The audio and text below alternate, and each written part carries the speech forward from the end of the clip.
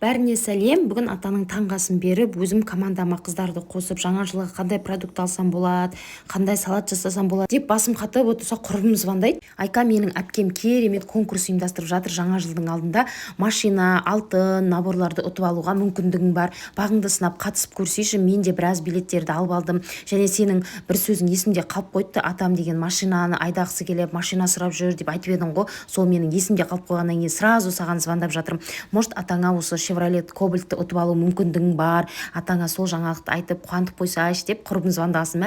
Есіме салған дұрыс болды. Әпкеңнен 4 билетті аламын, қазір осы жақсы жаңалықты атама барып айтайын деп жүгіріп атаның бөлмесіне барсам, қайнағам да келіп жатыр екен. Сонымен сәлемді салып, атаға деген жақсы жаңалығым бар ата деп қуанып барлығын айтып жатырмын ғой. Ата, жаңа жылдың алдында сізді қуантқым келіп отыр. Менің құрбымның әпкесі осындай керемет сыйлықтарды ойнатып жатыр екен. Бұл бар болғаны билет саны 2000 теңге екен. Сол билетті ала отырып, машина Chevrolet Cobalt және де Астананың қақ ортасынан центрдан магазин, яғни дайын бизнесті және қаншама алтын наборларды ұтып алуға мүмкіндігіміз бар десем, ата маған көрсетші деп көргісі келіп бара жатыр ғой. Үнемі сіз айтушы едіңіз ғой, машина айдағым келеді, мен жүремін деп, неке сіздің бағыңыз жанайын деп тұр ата. Құдай қаласа осы машинаны біз ұтып аламыз деп едім. Болды 5 билетті ал тез деп ата деген мына жерде қуанып жатыр ғой, көріп жатсыздар ма эмоциясын.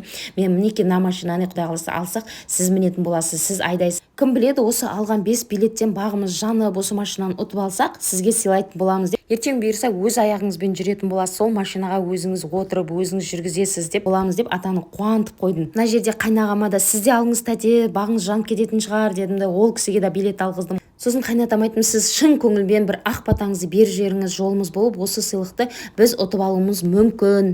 Мінекей мысалы сіз 2000 теңгеге магазинге барған кезде бар жоғы бір кола мен майонез аласаға құрт тастайсыз, ол зиян организмге. Ал мына жерде сіз 2000 теңгеге қаншама құнды сыйлықтарды ұтып алуға мүмкіндігіңіз бар. Жаңа жылдың алдында бақтарыңызды сынап, қыздар билет алсаңыздар болады. Билет құны 2000 теңге. Ал егер де менің құрбымның әпкесі негізі Шолпан Тоқтархан ханым, өзі психолог, коуч, мотиватор. Көбінесе бұл кісінің өзі төсек тартып, менің тура атам секілді инсульт алып, төсекте жатқан екен, жаңағыдай памперс киетін болған, бірақ психологиямен байланыстырып өзінің өмірін жақсы жаққа өзгерткен. Инсульт алып жатқанына біраз болған екен. Ал қазір мысалы өмірін жақсы жаққа өзгертіп, өзі аяққа нық тұрып, қазіргі таңда өзі осындай кітаптарды шығарып жатыр екен. Если осы кітапты аламын, менде өмірімді өзгерткім келеді десеңіздер, онда билет бағасы 5000 теңге. Ал егер жоқ, маған кітап емес, мен былай аламын десеңіздер, 2000 теңгеге билет алып бақтарыңызды сынаңыз. Осындай керемет көңіл күймен үйге қордақ істеп тастағансың ғой. Қыздар, толық ақпаратты білем десеңіздер, Раушан ханымның, Шолпан ханымның, Ахиллес ханымның инстаграм парақшаларын қалдырам, сол жақтан толық ақпарат